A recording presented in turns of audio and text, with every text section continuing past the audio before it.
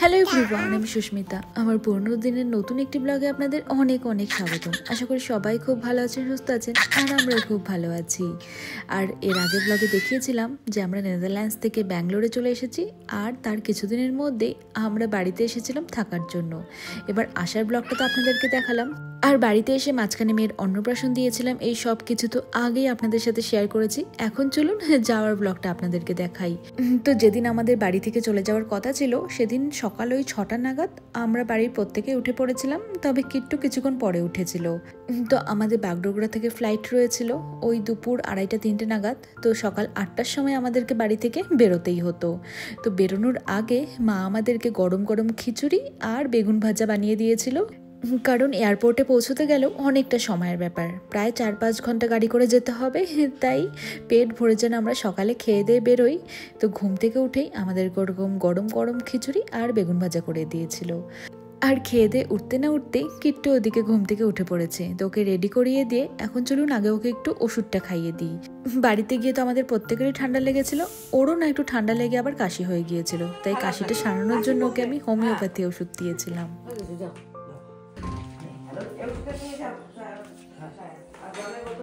তো খাওয়া দাওয়া করে নিয়েছি, আমরা প্রত্যেকেই রেডি হয়ে গিয়েছি। এবার কিট্টুকে ও দাদু ঠাম্মির সাথে কিছুটা সময় কাটাতে দিয়ে চলুন এক এক করে আমি আর রোহন ব্যাগগুলো নিয়ে নিচে নেমে যাই। তো আসার সময় বড় ব্যাগটা করে নেদারল্যান্ডস থেকে প্রত্যেকের জন্য যে যে জিনিসগুলো নিয়ে এসেছিলাম সবাইকে তো দিয়ে দিয়েছি। ভেবেছিলাম যাওয়ার সময় হয়তো ব্যাগগুলো একটু ফাঁকা ফাঁকা থাকবে, কিন্তু সেটা তো নয়, বরং আরেকটা ব্যাগ করতে পারলে মনে হয় ভালোই হতো। এমনকি যাওয়ার আগে মা আবার আমাদেরকে সকালবেলা কিছু ইলিশ মাছের পিস দিয়ে দিয়েছে ভেজে, যেটা আমরা নাকি ব্যাঙ্গালোরে গিয়ে খাবো। অনেক না করেছিলাম, কিন্তু কেউ কথা শোনেনি। এখন আমাদেরকে সেগুলো নিয়ে যেতেই হবে। আরও অন্নপ্রাশনের প্রচুর গিফট পেয়েছিল, যেগুলো সাথে করে আমরা নিয়ে যেতে পারিনি। তাও মাদেরকে বলেছি যদি সম্ভব হয় অল্প অল্প জিনিস আমাদেরকে যেন ব্যাঙ্গালোরে পার্সেল করে দেয়, বাকি জিনিসগুলো বাড়িতেই থেকে যাবে। ও যখন বাড়িতে আসবে তখন সেগুলোর সাথে খেলাধুলো করবে। যদিও বা আমরা এখন নেদারল্যান্ডস থেকে নিজের দেশে চলে এসেছি, অনেকটাই কাছে চলে এসেছি, কিন্তু বাড়িতে হয়তো এই বছরে একবারই আসা যাওয়া করা যাবে, কারণ এই যাতায়াত করতেই আমাদের প্রায় একটা গোটা দিন লেগে যায়। তো বাইরে প্রচুর কুয়াশা, দেখতে পাচ্ছেন আমরা প্রত্যেকে শীতের পোশাক পরে রয়েছি। এবার এই গরমে ভিডিওটা আপলোড করছি বলে কেউ অস্বস্তিতে পড়বেন না। সত্যি তো এই জুন মাসের গরমে সামনে যদি কাউকে শীতের পোশাক পরে থাকতে দেখি, তাহলে তো অবস্থা আমাদের খারাপ হবেই। যদিও বা ভিডিওটা ছিল জানুয়ারি মাসের এক সকাল। তো আমাদের গাড়ি চলে এসেছে, ব্যাগপত্র সব উঠিয়ে দিয়েছি। এবার চলুন বড়দেরকে প্রণাম করে কিট্টুকে নিয়ে আমরা বেরিয়ে পড়ি। ঘড়িতে প্রায় সকাল 8টা মতো বাজে। ভেবেছিলাম আরেকটু আগে বেরোবো, কিন্তু এই ছোট বাচ্চা নিয়ে একটু দেরি আমাদের হয়েই গেল। Bye bye, tata, bye bye. কি মজা দেখো। হ্যাঁ যাচ্ছে। টাটা। Tata tata.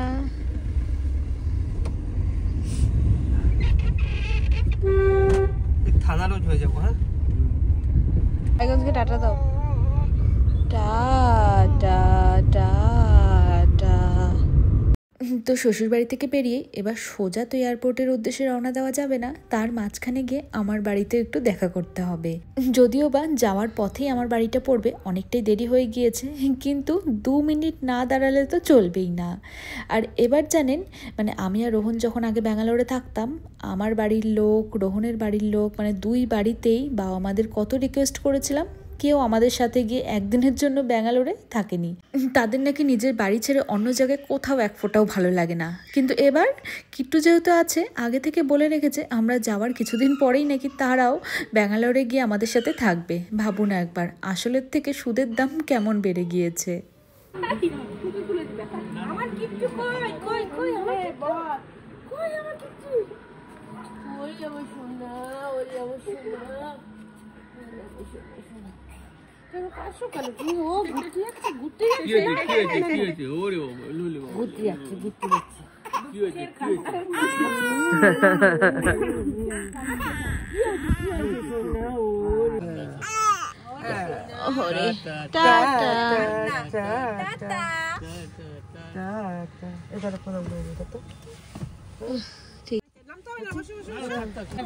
ভালো থাকো শোনা।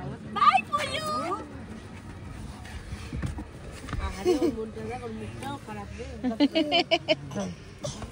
আসি আসলাম। হ্যাঁ আসলাম। হ্যাঁ। তো ফাইনালি বাড়ির প্রত্যেককে টাটা বাই বাই করে এখন আমরা চললাম এয়ারপোর্টের উদ্দেশ্যে। ওই আগে বললাম গাড়ি করে আমাদের প্রায় 4 থেকে 5 ঘন্টা সময় লেগেই যাবে। তার মধ্যে রাস্তায় সকাল সকাল একটু কুয়াশা বেশিই ছিল বলে গাড়ি অনেক আস্তেই চালিয়েছিল, তাই আরেকটু হয়তো সময় বেশি লাগলেও লাগতে পারে। তো কিট্টুকে এদিকে আমরা ঘুম পাড়িয়ে দিয়েছি, অনেক সকালে উঠেছিল। এদিকে আমাদের দুজনেরও একটু একটু করে ঘুম পাচ্ছিল, তাই একবার রোহন ওকে কোলে নিয়েছিল, আমি ঘুমিয়েছি। আবার আমি ওকে কোলে নিয়েছিলাম, রোহন একটু ঘুমিয়ে নিয়েছিল। আর এই করতে করতেই অর্ধেকের বেশি পথ আমরা পেরিয়ে গিয়েছি। কিট্টুর মনে হচ্ছে একটু একটু মন খারাপ হয়েছে, তবে আমারও বেশ মন খারাপ হয়েছিল, কারণ যতদিন বাড়িতে ছিলাম কিট্টুর খাওয়ানো নিয়ে, স্নান করানো নিয়ে অতটা আমাকে চিন্তা করতে হয়নি, কারণ ওর দিদুন ছিল, ঠাম্মি ছিল, প্রত্যেকেই হাতে হাতে সব কাজ করে দিয়েছে। এবার আবার ভাবছি ব্যাঙ্গালোরে গিয়ে তো একা একা কীভাবে ওকে সামলাবো, কারণ যত বড় হচ্ছে বুঝতে পারছি ওদের পেছনে আরও অনেক বেশি বেশি করে সময় দিতে হচ্ছে। তো যাই হোক, এইভাবেই করতে করতে আমরা বাগডোগরা পৌঁছেও গিয়েছি। আর ভেবেছি এয়ারপোর্টে ঢোকার আগেই একটা হোটেলে লাঞ্চ করে তারপরে ঢুকবো। নর্মালি আমরা এটাই করতাম যখনই বাড়িতে আসতাম না কেন। বাগডোগরা এয়ারপোর্টে তো সেভাবে খাবার দাবারের দোকান নেই, তাই এয়ারপোর্টে ঢোকার আগে এরকম অনেক ছোটো বড়ো ভাতের হোটেল রয়েছে। তো এরকম একটা হোটেলে ঢুকে আমরা দুজনের জন্য 2টো ফিশ থালি নিয়ে নিয়েছিলাম। প্রথমে আমি খেয়ে নিয়েছি, এখন রোহন খেয়েছে, আমি কিট্টুকে কোলে নিয়ে ঘুরছি।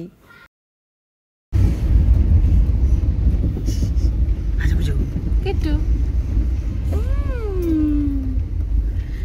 হাসি মাম্মা বলে যাও।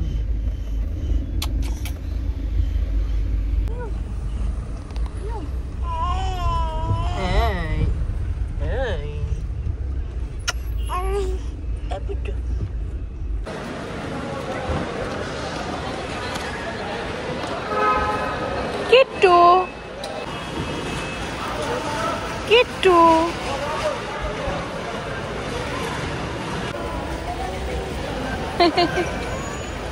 ওটাকে হাত দিয়ে দিয়ে। তো এয়ারপোর্টে ঢুকে যা যা করণীয় সব করে নিয়েছি। অল্প একটুখানি আমরা আগে এসেছিলাম, আর ফ্লাইট আবার একটুখানি দেরিতেও ছাড়বে, তো সেজন্যই আমরা বসে বসে এখানে কিট্টু ও দাদু ঠাম্মি প্রত্যেকের সাথে কথা বলে নিল। এবার আসার সময় প্রত্যেকে হাসি মুখে বিদায় জানালো, পরে সবারই বেশ ভালোই মন খারাপ হয়েছিল। এজন্য বারবার করে আমাদেরকে ফোন করে কিট্টুকে একটু দেখতে চাইছিল। আর এরপরে কিট্টুকে আমরা ঘুম পাড়িয়ে দেখলাম। বা এবার তো এয়ারপোর্টের ভিতরে অনেক খাবারের দোকান রয়েছে। লাস্ট যখন আমরা গিয়েছিলাম এগুলো কিছুই দেখতে পারিনি, হয়তো নতুন হয়েছে বা আমরা অনেক বছর পরে এলাম তো সেজন্যই হয়তো আমরা জানতাম না। তাহলে তো আর বাইরে আমাদেরকে লাঞ্চ করতে হতো না, এখানেই কিছু খেয়ে নিতাম।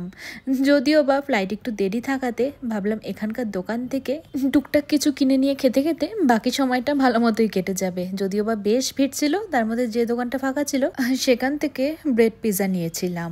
আর এরই মধ্যে কিট্টু কুইক ন্যাপ দিয়ে উঠে পড়েছিল।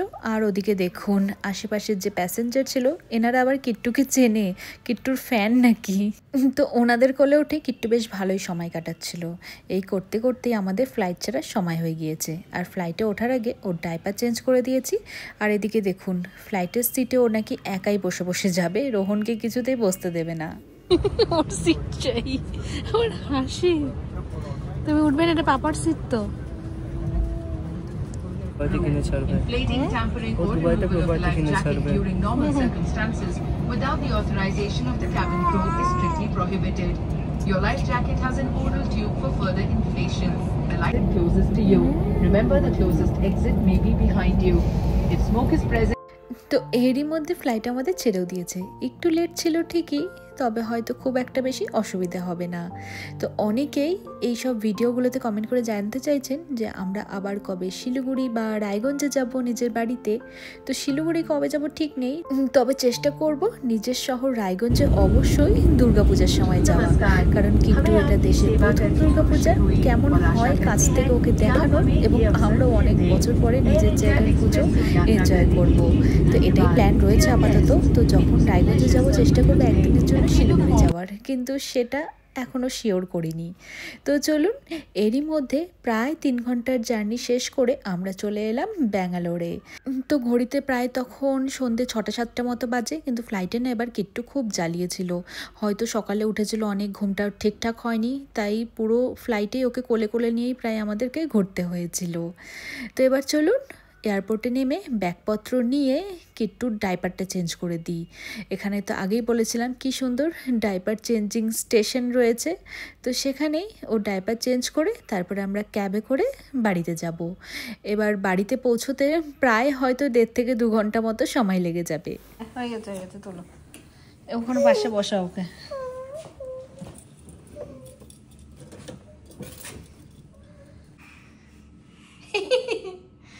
এখানে বসিয়ে মাম্মা পাপা যেই আসুক না করে সে টয়লেট করবে। চল মেরে গাড়ি টুক টুক টুক টুক টুক টুক টুক টুক টুক।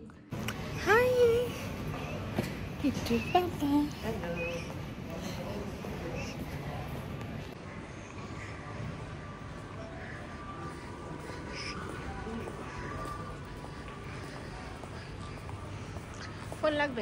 তো এয়ারপোর্ট থেকে বেরিয়ে রোহনের অফিসের একটা ক্যাব বুক করা হয়েছিল, তো সেটা সময় মতো চলেও এসেছে। এবার আমরা যাব এখান থেকে সোজা হোটেলে। আর এই হোটেলে আমরা অনেক দিন ছিলাম, যতক্ষণ না নেদারল্যান্ডস থেকে আমাদের সব ঘরের যাবতীয় জিনিসপত্র আসছে।